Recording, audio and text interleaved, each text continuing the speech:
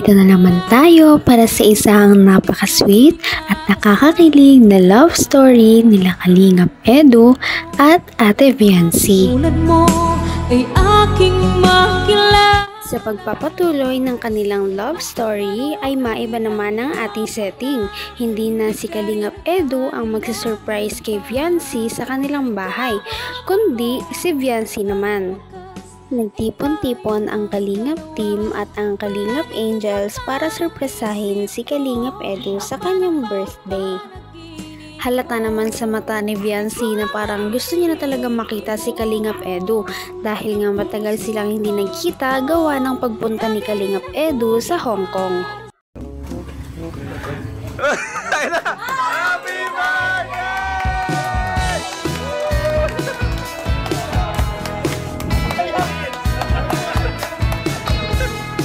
Ayaw!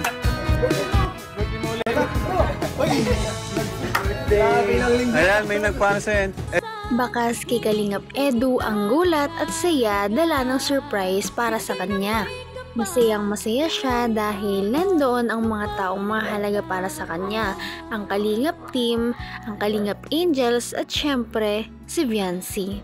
Grabe talaga ang mga supporters at nagmamahal kay Kalingap Edu dahil itong lahat na ito ay galing lamang sa mga sponsor at ito ay pang-apat na celebration na pala ng birthday niya. Grabe at napakadami talaga ang mga handa niya kagaya ng lechon, mga inihaw na isda, cake, spaghetti, maraming mga soft drinks at iba pa. Naman, hindi may iwasan na maging thankful talaga si Kalingap Edu sa lahat ng mga blessing at pagmamahal na natatanggap niya. Grabe din ang effort ni Viancy para sa birthday na ito dahil naghanda siya ng isang kanta para lamang kay Kalingap Edu. O pa rin kaya kung makakita ka ng higit sa isang katulad ko,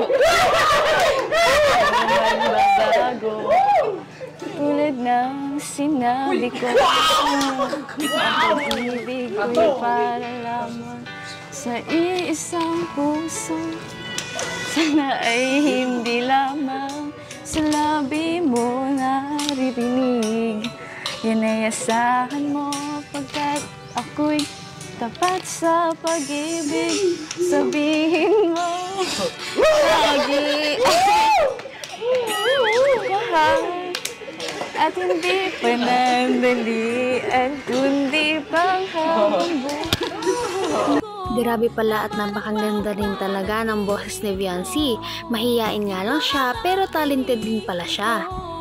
Kaya naman grabe ang kilig ng Kalingap team at ng mga manonood. Diyan ka lang, huwag ka mag-swing.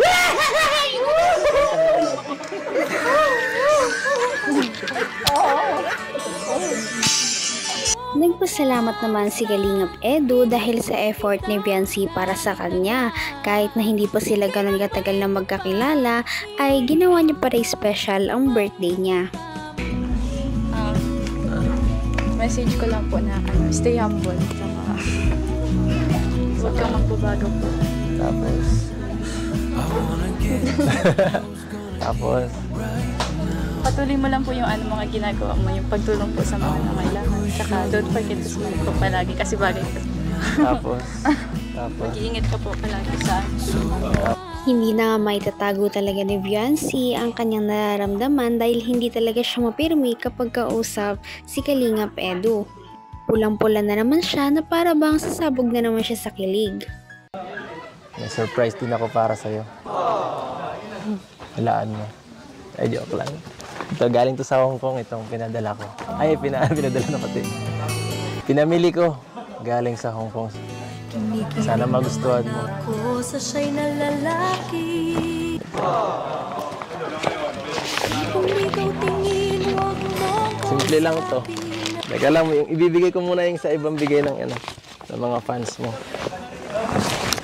Grabe na talaga ang kasikatan ng tambalang Kalingap Edu at Viancy dahil kahit hanggang Hong Kong ay may mga supporters pa rin talaga sila. Maraming nagbigay kay Viancy ng mga regalo kagaya ng mga damit, sombrero, mga mamahaling pabango at iba pa. pinakahuli nilang binuksan ang mga pinamili ni Kalingap Edu. Ito sa akin to. Sana ay nagustuhan mo. Una, yan. Baka di ka mahilig sa matamis. Pero ito.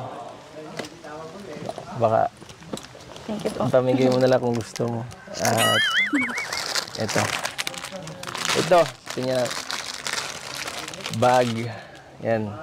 Simple lang. Mahilig ka maglayas-layas eh. Pag may mga Grabe at napakadaming pinamili ni Kalingap Edu para kay Viancy para lamang mapasaya siya. Binila niya si Viancy ng mga chocolate, pulseras, mga bag, at higit sa lahat, Siyempre, kailangan tayo mag-effort para kasi special naman yung si Biancy sa atin. Ito, alam mo kung ano to? Pambira. Dalawa to. Promise ring. Hindi, ano lang, parang Remembrance. magkaparehas. May sing-sing sa'yo. Tingnan. Ano po, Manong? Sinusuot yan. Yan. Thank you po. Tapos, meron din ako niyan. Dalawa yan. Tapos malaki. Dal. Ito, last na to. Ito. Wow, pambira. Ito po. Tara! Para magustuhan mo. Dami po. grabe talaga at parang special na talaga si Viancy para kay Kalingap Edu sa dami ng kanyang pinamili. Sa dami ng pinamigay ni Kalingap Edu ay parang hindi naman siya ang may birthday kundi si Viancy. Parang na-miss talaga nila ang isa't isa dahil sa dami ng kanilang mga sweet moments sa pag-uusap nilang dalawa. Nagustuhan mo? Sobra po. Para namasyal kita dun sa Disney. Sobrang bilis nga eh. Pero okay din yun. Para makauwi na agad ako.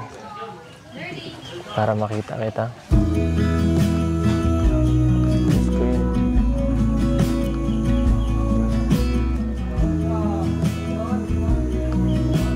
Miss ko yung pagpunta sa dagat. Sa likod ng bahay niya. Kala ko isang taon na ako dun. Pang-apat na celebrate naman na birthday niya. Medyo pagod na ako, pero buti na lang nandiyan ka. Kayo pala.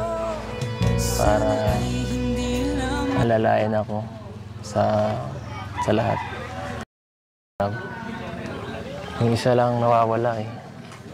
Yung isang pagmamahal.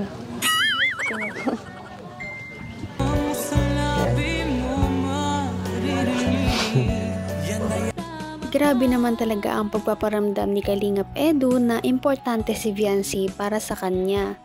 At hindi rin may tatago ni Viancy na parang tumatalab din sa kanya ang mga ginagawa at sinasabi ni Kalingap Edu. Mukhang malaki talaga ang chance na magkatuluyan ang dalawa. Paano ba naman? Siguro sa pagkamiss ni Kalingap Edu ay kaya banat siya ng banat ngayon kay Viancy. Miss ko yan. Yung mga mata mong yan. Napakaganda. Nangungusap sa akin. Parang kinikiliti ako eh. Ay.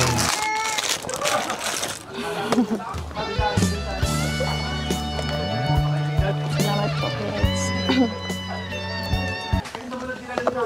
Basta ikaw. Okay lang. Hindi ko po inaasahan. Ang dami pong sa loob po. Siyempre, ganoon talaga.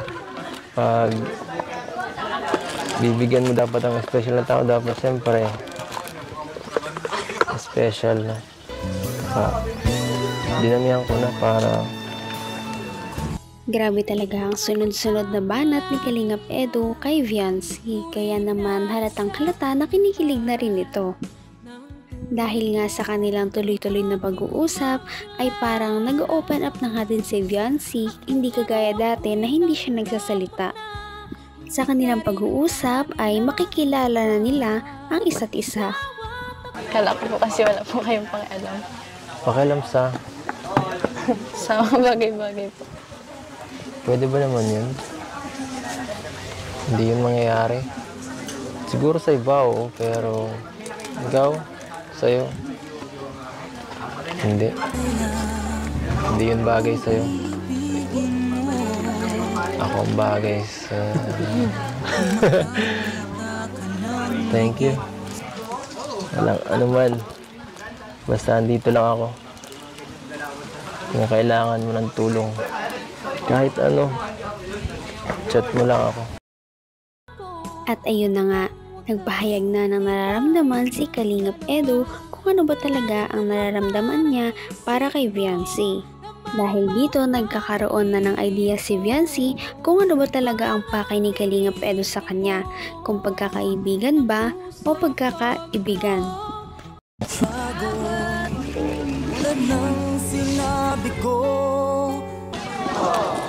Thank you po. See? Ganda baga. Lahat naman sa'yo bagay.